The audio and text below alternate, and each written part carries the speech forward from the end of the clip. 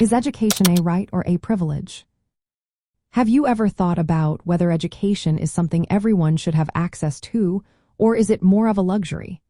This question is at the heart of many discussions, especially when looking at it through the lens of libertarianism.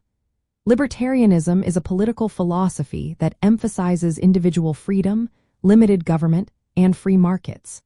So, how does this philosophy shape the view on education? Libertarians generally argue that education is not a right guaranteed by the government. Instead, they see it as a responsibility that falls on individuals and families.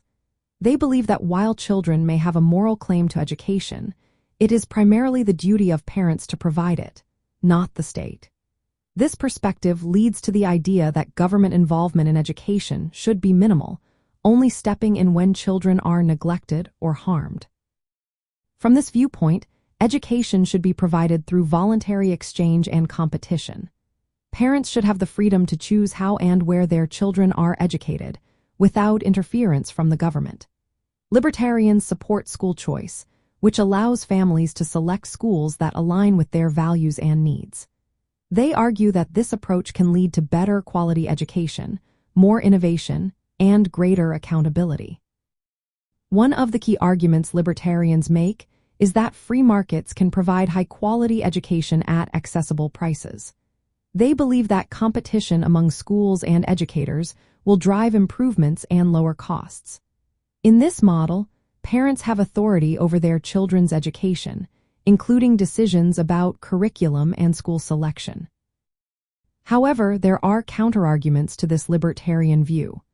Some critics argue that education is a public good essential for maintaining a free and informed society. They believe that without some level of public funding, access to education could become limited, especially for low-income families. Libertarians often acknowledge this concern but maintain that government funding could lead to overreach and indoctrination. They prefer a system where parents control educational resources and choices, believing that this will maximize freedom and diversity in education.